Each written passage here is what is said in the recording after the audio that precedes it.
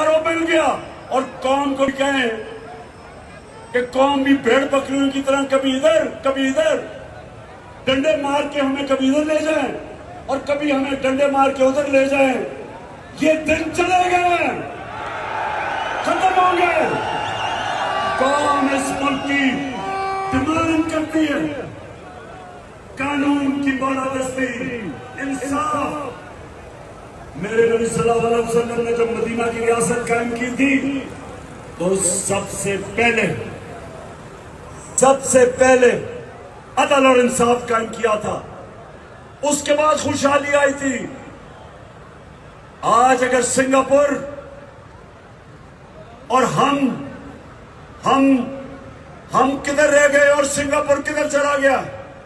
क्योंकि 50 साल पहले सिंगापुर का लीडर आया और उसने सिंगापुर में अदल और इंसाफ कायम किया।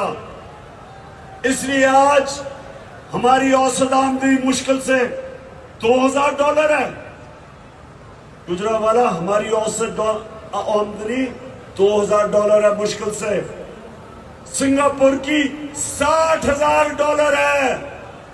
क्योंकि इंसाफ के बाद खुशहाली आती है।